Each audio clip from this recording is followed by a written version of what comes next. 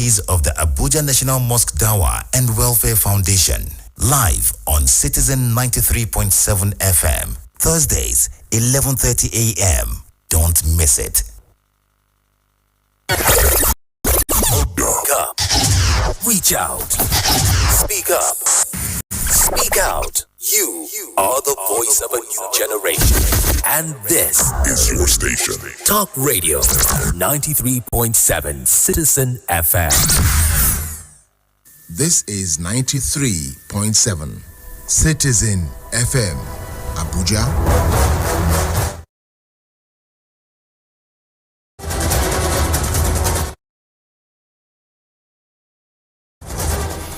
Good afternoon and welcome to the Citizen FM News at noon. I am Lawrence Umoite.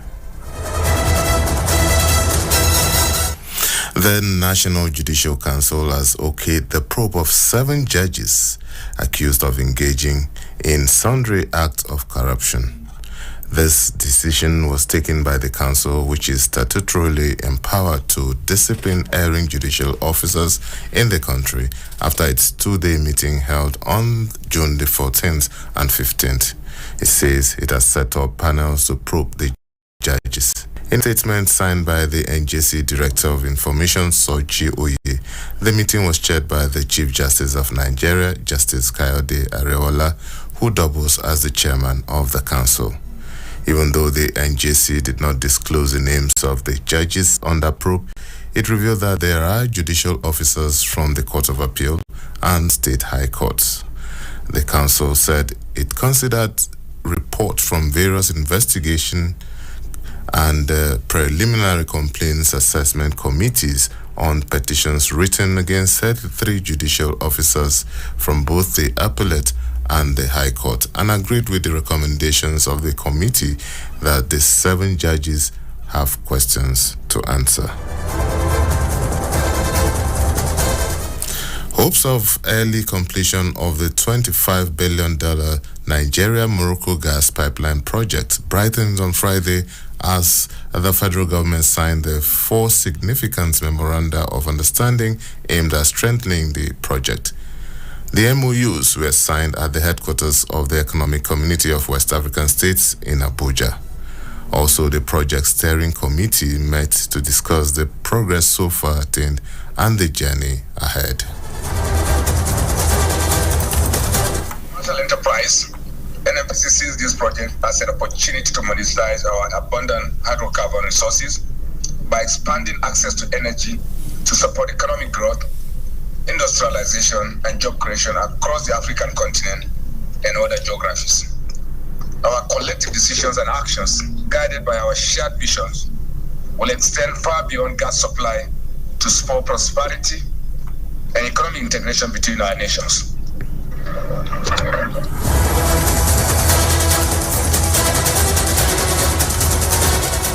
Public assets put on concession by the federal government are expected to generate 9.1 trillion naira revenue every year over the next 55 years. The generated revenue will be shared between the government and private investors based on a contractual agreement. This implies that the new administration of President Bola Tinubu-led administration may receive 36.4 trillion naira in the first 4-year tenure. An analysis of reports sourced from the Infrastructure Concession Regulatory Commission showed that the concession includes projects in sectors ranging from transportation to ports, energy, dams, and hydropower plants. The Inspector General of Police, Usman Alkali Baba, has approved the redeployment of Deputy Inspectors General of Police Hafiz Inowa, Bala Chiroma, and Frank Mba. This comes less than 24 hours after Chiroma and Mba's promotion from Assistant Inspectors General of Police to the GIG by the Police Service Commission. The Force Public Relations Officer, CSP Olumuyiwa Adejobi, in a statement on Saturday, disclosed that Inowa was deployed to head the Department of Logistics and Supply. The recently promoted Chiroma and Ba were also said to have been posted to head the Department of Training and Development and the Department of Research and Planning respectively. The Nigerian Navy has described as spurious and allegations by ex-Niger Delta militant leader Asari Dokubo that some cabals in the military are involved in oil theft in the region. Dokubo made the claims when he visited President Bola Tinubu in Abuja on Friday. Hours after the accusation, the Director of Naval Information, Commodore Adedotun Ayovanga, challenged Dokubo to name those involved in such act. He claimed that the Niger Delta leader is only trying to cut the favor of President Tinubu with such allegations.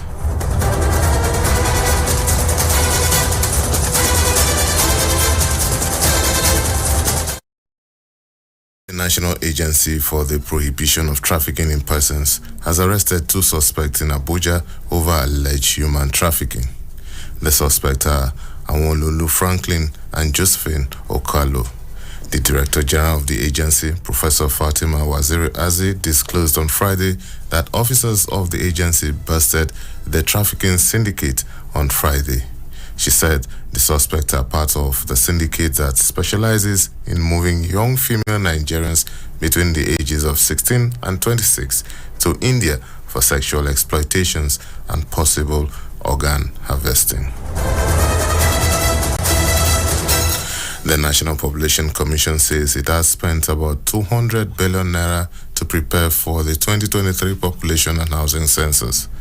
This amount is part of the 800 billion naira expected from the federal government as a total budget, including the cost of more than 5 years of preparations.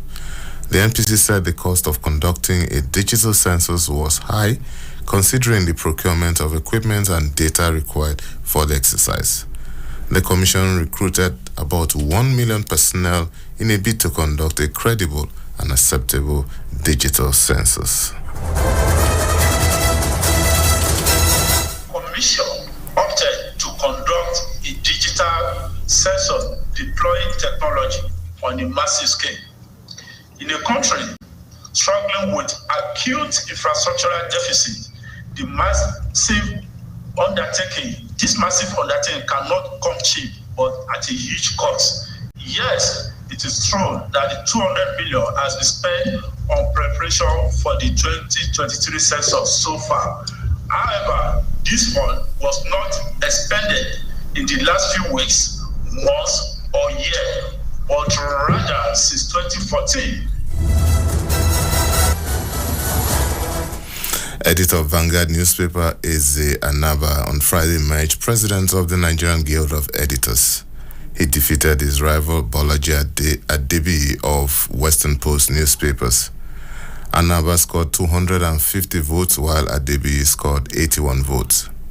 341 members of the Nigerian Guild of Editors converged in Owerri, the Imo State capital, on Friday for the 2023 National Biennial Convention.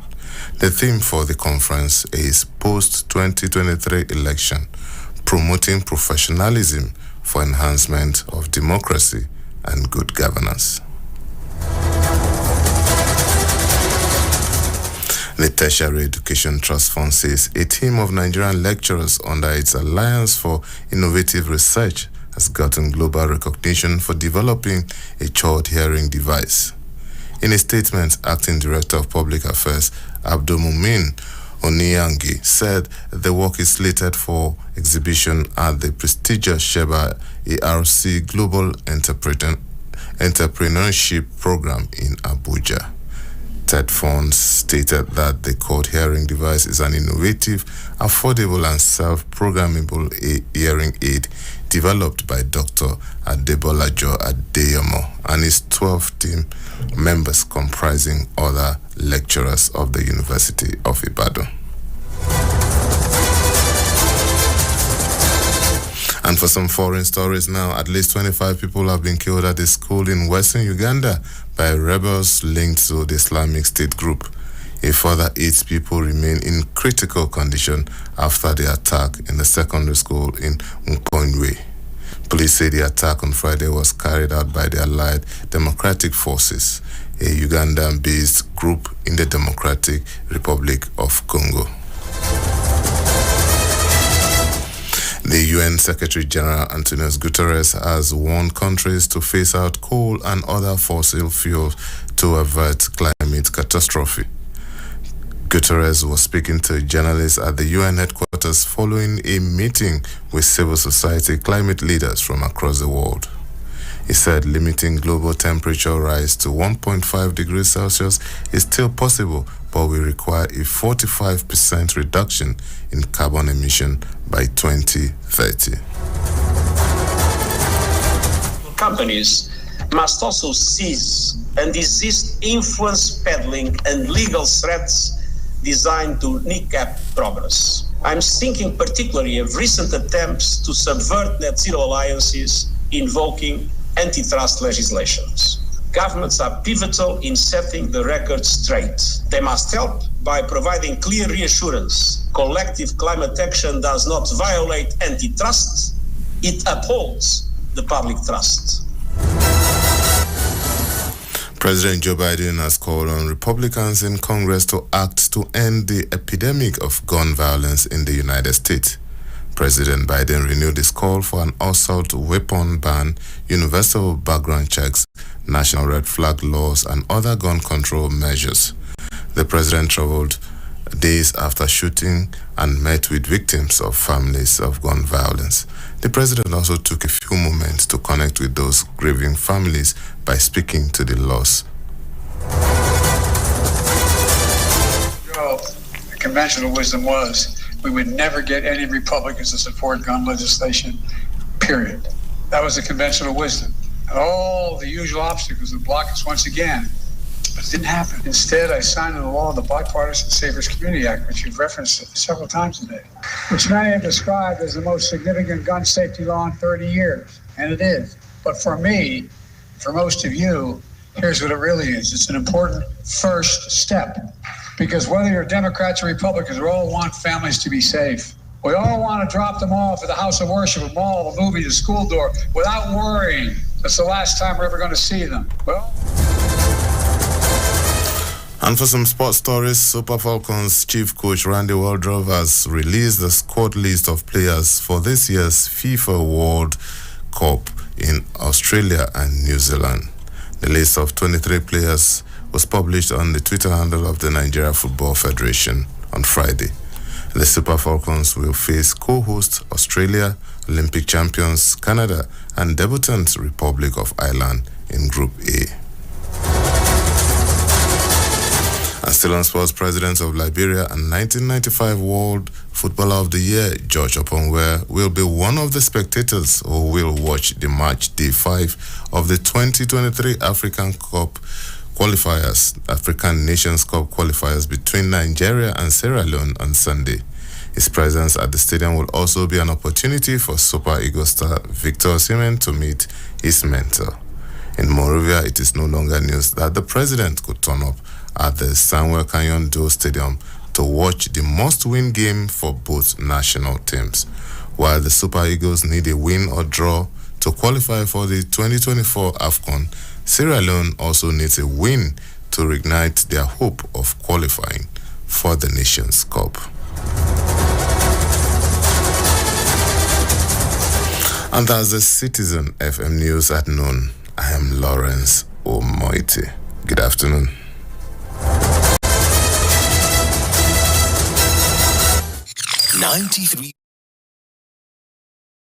Talk about it on our favorite radio.